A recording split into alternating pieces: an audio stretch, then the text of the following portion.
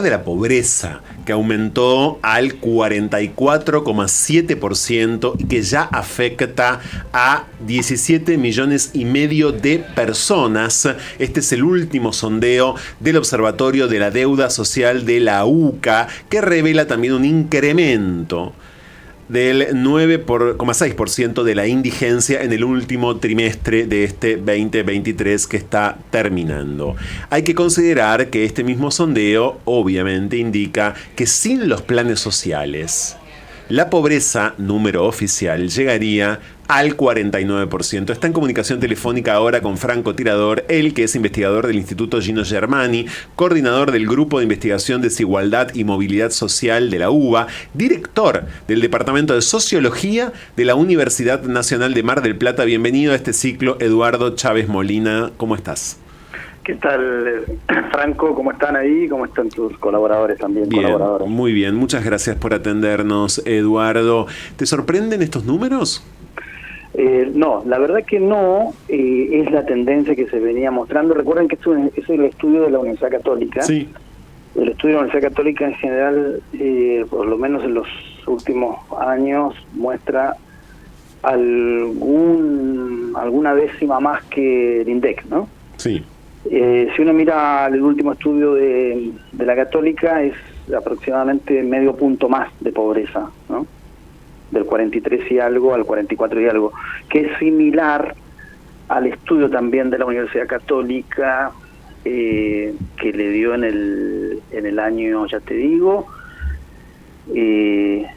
Es el mismo valor que hace exactamente 3 años atrás, okay. ¿Bien? En plena pandemia. Le dio 44.7 2020, claro. Y 44.7 ahora en el 2023. Pero, bueno, a ver, supongamos que este es el dato, ¿no?, de pobreza actual argentino.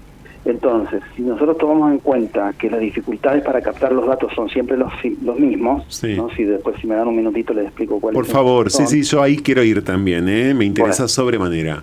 Dale, supongamos que los errores son siempre los mismos, entonces si tengo las mismas dificultades y los mismos errores, puedo decir, bueno, estos datos son fidedignos con respecto a cómo se hace la medición. Entonces, la particularidad que tiene con respecto a la población en situación de pobreza es que hay un porcentaje no menor de trabajadores formales en situación de pobreza.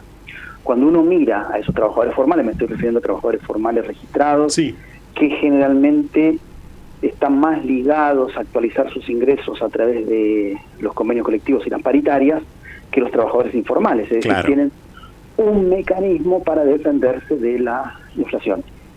Pero cuando uno mira por segmento, que no está en este informe de la Católica, sino que uno lo puede sacar de PH, mirar, bueno, cuáles son las actividades laborales protegidas que se encuentran en situación de pobreza, y no son todas, sino que son algunas específicas donde las regulaciones, las reglamentaciones, las propias paritarias de esos sindicatos terminan llevando a que trabajadores se encuentren en situaciones de alta vulnerabilidad con respecto a pobreza por ingresos. Y me refiero principalmente a trabajadores ligados al sector comercio y trabajadores ligados al sector gastronómico. Si uno mira dónde se encuentra la pobreza de los trabajadores formales, sí, está en ese segmento, ¿no? Comercio y gastronomía. Y gastronomía, principalmente hotelería y restaurantes de trabajadores de baja calificación, ¿no? Esto es muy importante lo que está señalando Eduardo, y esto en general no se dice, te lo agradezco muchísimo, porque sí estamos en líneas generales a esta altura acostumbrados a escuchar que cómo puede ser que haya trabajadores formales y trabajadoras formales pobres, que este es el nuevo gran fenómeno de la Argentina. Esto lo ha dicho muchas veces Alberto Fernández, también lo ha dicho la vicepresidenta de la Nación, muchas veces ni hablar, la oposición, desde luego, pero quiero decir, ha sido reconocido en más de una oportunidad por el mismísimo gobierno nacional. No obstante, no teníamos identificados, ¿no? Eran algo así como fantasmas. No teníamos del todo identificados a estas personas pobres con trabajo. Si están trabajando, lo quiero subrayar adrede, están trabajando en hoteles y en comercio fundamentalmente. Son pobres, el salario no solamente no les alcanza, los empobrece de manera atómica. Exacto. Bueno, y muchas veces tiene que ver con cómo se arreglan los salarios mínimos por sector. Y por otro lado... Claro, hay una cuestión gremial, ¿no? También, claro, que ahí tiene... ahí tenés un dato que tiene que ver con cultura institucional. Claro. A los trabajadores, trabajadoras que están en unidades pequeñas, es decir, con poca cantidad de trabajadores en esos espacios, obviamente presionar por un aumento de salario es más dificultoso que aquellos lugares donde hay muchos trabajadores.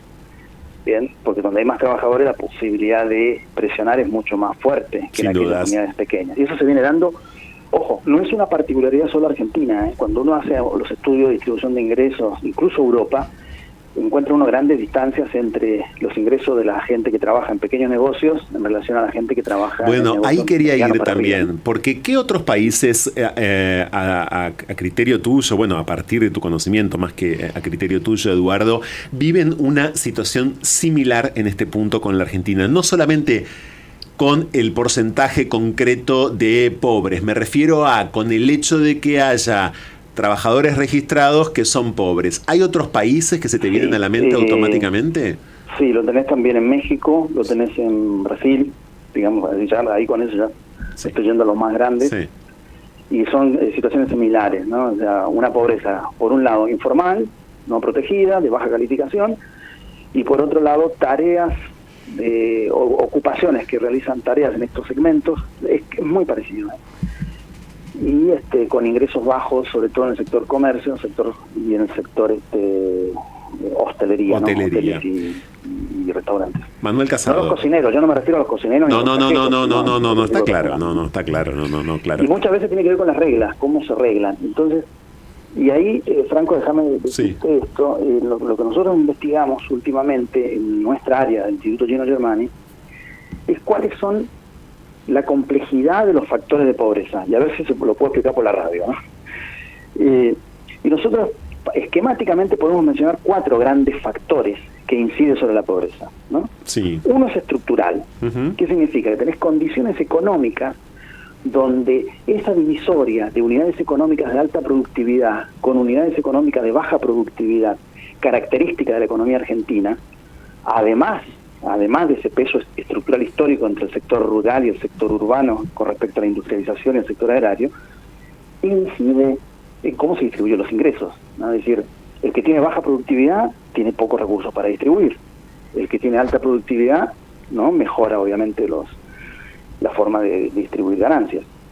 Tenés un problema estructural. Tenés un problema coyuntural que obviamente cuando asume tantos años no pareciera tan coyuntural, pero sí lo es, como es la inflación. La inflación tiene varios recorridos explicativos.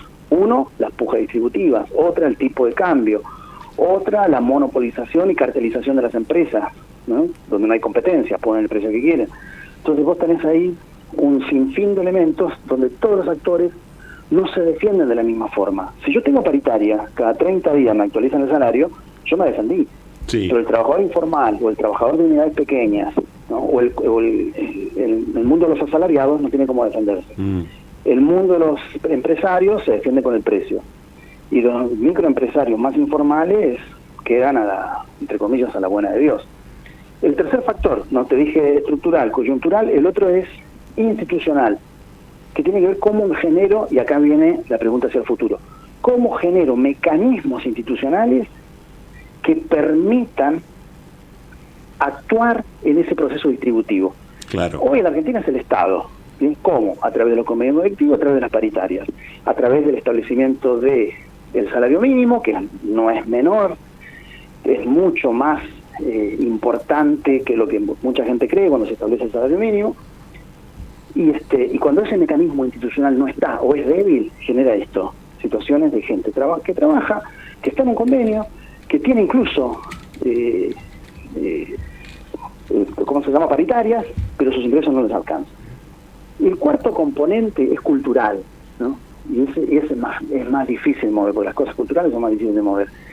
Cuando mis expectativas de ganancia no se mueven, es muy difícil distribuir. Claro. ¿Bien? Es muy difícil distribuir. Y en quinto punto tengo un problema estadístico. Okay. También hay problemas. También hay problemas. Está en diálogo con Franco Tirador el doctor Eduardo Chávez Molina, investigador del Instituto Gino Germani. Estamos junto a él pensando el nuevo índice de pobreza, 44,7% en el país. Manuel Casado. Buenas tardes, Eduardo. Buenas noches ya. Vos hacías un poco hincapié en algunos de los factores o causas de esta situación y creo que siempre o casi siempre se termina cayendo en el índice de inflación, pero claramente hay un problema grave con los salarios. ¿Y crees que ese problema grave con los salarios, que hoy no alcanzan, que han perdido capacidad de adquisición, tiene que ver con un mercado laboral que en Argentina está medio atomizado, que no tiene una regla clara, que no hay un trayecto que vos puedas recorrer a través de tu trabajo para conseguir determinados bienes? Sí, mira, está muy ligado, bueno, a la experiencia propia de la economía argentina, porque los salarios son muy heterogéneos en el país.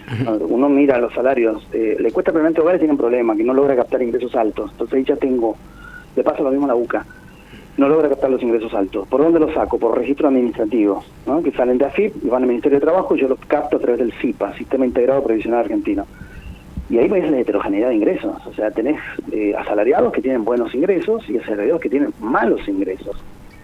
Y que tiene que ver, una mirada económica, te diría la productividad, ¿no? Es decir, bueno, tenés industrias, sectores de la Argentina que tienen alta productividad. Por ejemplo, la industria metalmecánica, la industria farmacéutica, la industria del plástico, ¿no? Tienen elevados niveles de productividad y sus salarios son más elevados. Sí. Pero después tenés actividades económicas que son de baja productividad y algunas son de paupérrima productividad. ¿Por ejemplo? Y tenés, por ejemplo, algunas actividades de servicios vinculadas a los pequeños negocios. Sí. Tenés la venta callejera ambulante, tenés actividades ligadas a la reparación de electrodomésticos, ¿no? Que tienen baja productividad. Y por ende tienen poco dinero también para repartir. Entonces ahí hay una... Pensé que ibas a incluir el periodismo, Eduardo. No, perdón. Pero no, está bien que no lo hayas hecho igual, pero yo me moría de ganas de decirlo. Claro, sí, claro. Y hay un interesante, yo le quería consultar a Eduardo porque también hay un fenómeno interesante que estamos viendo, que son aquellos argentinos o gente que está viviendo en la Argentina y empieza a trabajar para afuera porque cobra un salario en dólares. Sí. Que es un salario a nivel internacional irrisorio, pero que acá con $700, por ejemplo, que es un salario que no existe en el resto del mundo, No, claro. acá te sirve un montón. Digo, estamos hablando de arriba de 600.000 pesos al mes. Entonces, la Argentina empieza a crear una mano de obra barata para el mundo, ¿no? Bueno, eso hace relativamente bastante ya, ¿no? Claro, claro. Eso se detectó 2016, 2017, ¿no? Comienza ese proceso de venta de servicios a bajo costo. Hoy en día, además, las redes internacionales de empleo lo permiten, ¿no? Si uno entra, por ejemplo, no sé, Turkit, hay una página que se llama Turkit de Amazon, que permite, no sé, hacer hasta desgrabaciones, ¿se entiende? O sea, y vos cobrás ahí a partir de las tareas que haces. Entonces, y después tenés las más sofisticadas, ¿no? Que tienen que ver con programación. Claro. Y después venta de servicios. Argentina es un país que vende servicios a través de los profesionales, por eso se arregló, ¿se acuerdan? En el año 2022 se arregló que hasta un monto determinado podían incorporarse los ingresos por dólar MEP y no por dólar oficial. Exactamente. Entonces, sí, efectivamente, tenés ahí un canal producto también de la alta profesionalización de la mano de obra argentina, que eso es lo que nosotros más estamos estudiando en los últimos tiempos, ¿no? Después, si quieren, les envío una investigación que hicimos para CEPAL, mostrando esa fuerte tendencia en Argentina, que cada vez los formales son más calificados y más educados, ¿no? Entonces, te va haciendo polarización de empleo, polarización de ingresos, es una complejidad, ¿no? Sobre todo para los que no están formados. Quiero agradecerte muchísimo estos minutos con francotirador, Eduardo, sos muy amable. Bueno, muchas gracias. Me faltó la advertencia nada más. Por favor, no, tenés tiempo, a ver. Bueno, nada, que tenés un problema. El problema es que las bases de datos, hoy, o mejor dicho, las encuestas más fidedignas son las encuestas cara a cara, ¿no? Sí, claro. Pasaron las elecciones en general. Exactamente, le pega el que va a las casas. En las encuestas de hogares, para captar empleo e ingresos, tienen problemas. No pueden captar los ingresos de las clases medias consolidadas y las clases altas para arriba. O no te abren la puerta, que es lo principal, o no te dicen efectivamente lo que te dan. Claro. ¿Bien? Entonces tenés ahí tendencia a sobreestimar, a eso no sé cuánto, ahí yo no me atrevo a decir, pero sí a sobreestimar la pobreza, justamente porque las clases medias consolidadas no son parte de las bases de datos. Para que tengan un ejemplo, yo soy docente universitario, en la encuesta permanente de hogares soy la élite. Es muy inquietante lo que estás diciendo, porque además la investigación en torno a por qué no decir, ¿no?, cuál es tu verdadero ingreso es campo absolutamente fértil, por ejemplo, para la sociología, Eduardo, Sí, ¿no? obvio, Es decir, obvio. desde el mero argumento de que no te voy a decir cuánto gano por vergüenza, que más que mero es un argumento poderoso en Sí. términos sociológicos, es decir, por qué en efecto nos da vergüenza revelar lo que ganamos, cómo opera eso, en Claro. efecto, hasta otro montón de posibles análisis. Es interesantísimo, sin dudas. Gracias, Claro. Eduardo, te mando un abrazo. Bueno, muchas gracias a ustedes, un abrazo grande. Eduardo Chávez Molina es investigador del Instituto Gino Germani, coordinador del Grupo de Investigación Desigualdad y Movilidad Social de la UBA y dirige, de hecho, el Departamento de Sociología en la Universidad Nacional de La Feliz de Mar del Plata. Tanda, ya volvemos.